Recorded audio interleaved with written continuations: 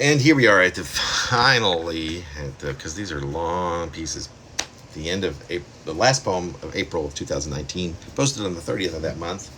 I'm Delray Cross. This is actually August the 5th, 2023.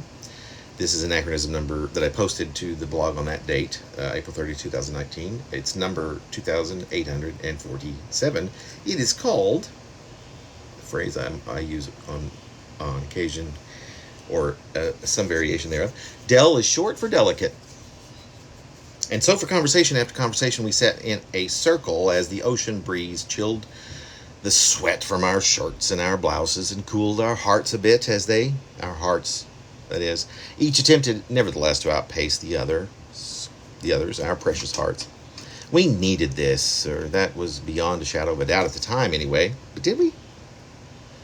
Some of the attendees were upset about one thing or another and had to either prove the validity of their anger or to simply vent to those who, more so than any from any alternative set, more than any other group of individuals that could be found, folks that could be assembled into such and such a size and in a location as pleasant, as peaceful as the one in which we were currently huddled, be us, whether we're crouching, standing, pacing, squatting, stooping, as were exampled cases presently. None would be more effective, more significant. None would relate with more clarity. None could offer better perspective. None would or could collectively and or literally care less. All other circumstances being equal. These were our people, the ones who mattered, the ones who needed to know, the only ones who could know, and it was crucial that this was the set of individuals with whom this transpired. Sure, they were a hard-headed lot. Some were hesitant to adhere to agreed-upon rules. Feathers easily got ruffled. These were our people, the right ones, the ones with the most accurate motivation. And yet, they were steadily running out of patience, running out of better ideas. Tensions were rising. Disagreements were becoming more and more overwhelming. There were great disagreements over simple acts. There had always been makeshift buffers in place. Effective ones. They had become as predictable as the breeze that unfailingly drifted in from the top of the ocean on the days assembled, that came in with the spindrift from lands far away. There had always been buffers in place.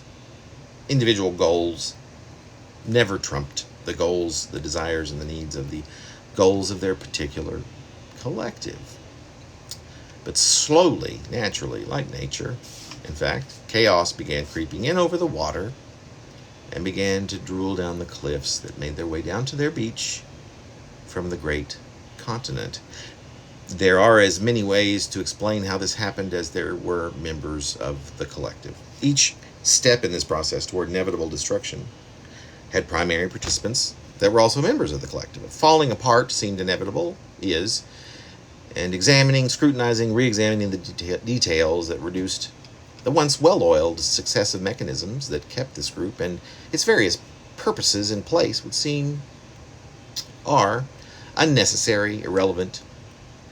The purpose, a clear understanding of the necessity for these guidelines and specific steps. The cause, the intent, the overall understanding of all involved regarding why their particular and collective existences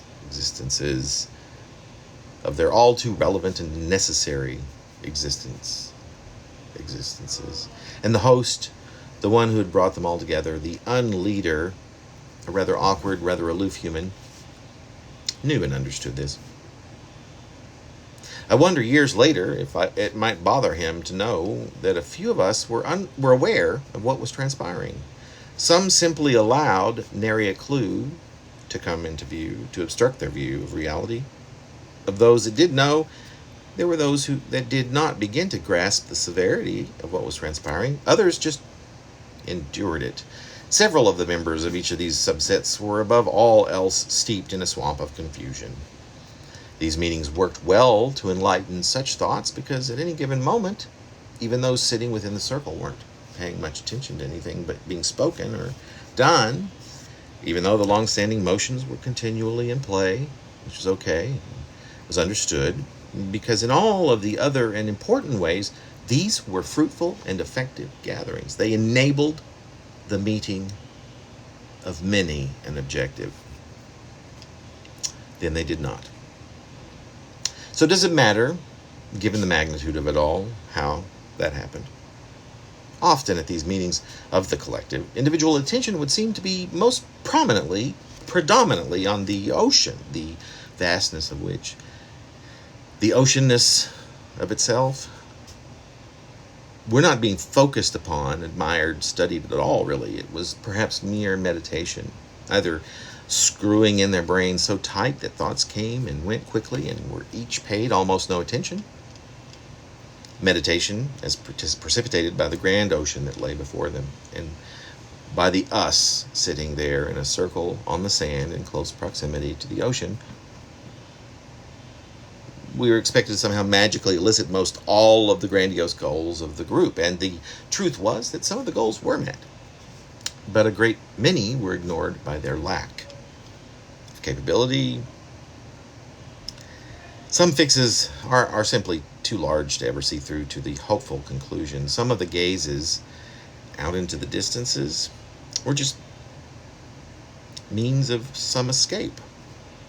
Others would not offer extended periods of time, do that quick, jerky dance akin to what a person being electrocuted might be observed doing in that last moment or two, seeming to come to attention almost immediately. And those who did were clearly back into the fray of the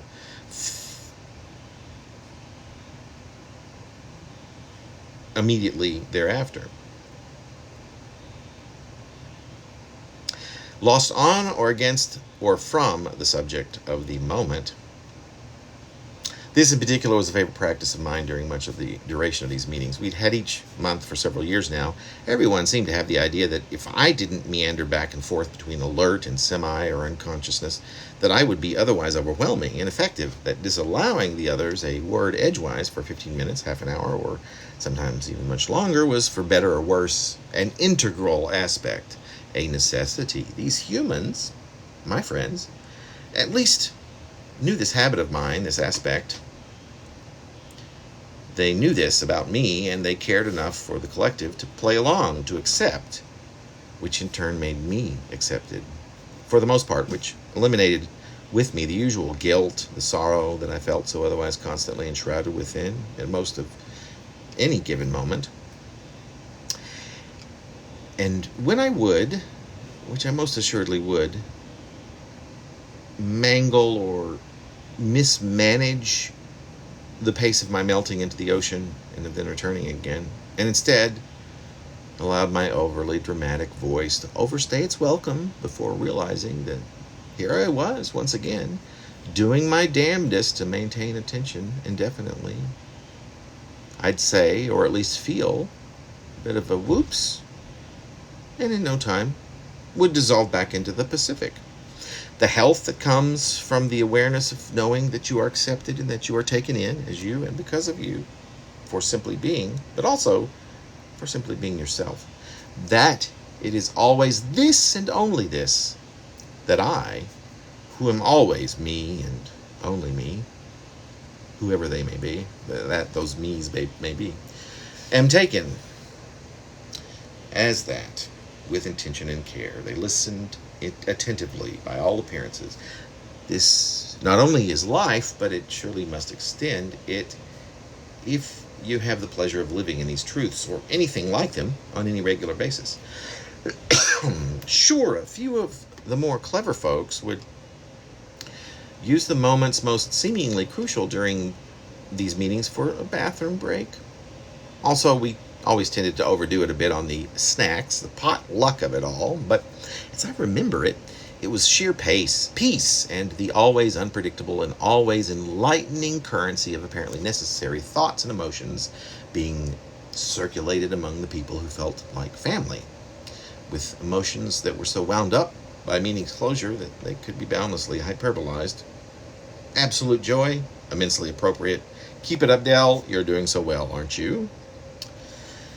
But now, it's all sand, and a few eroded memories that get washed back into the sea. I go there sometimes, trying to remember the people, exactly where each of us were sitting, I just can't remember a thing except what I've just recounted. And much of that might be some sort of re-envisioned history that neither takes the place of those long ago moments, nor gives any appropriate value to the healing that transpired there. So rather than take 1 second from then or now for granted, rather than gloss any of this life I live and have lived over, I incorporate all of it, everything I can remember, at any rate, and use it to build wisdom, knowledge, common sense.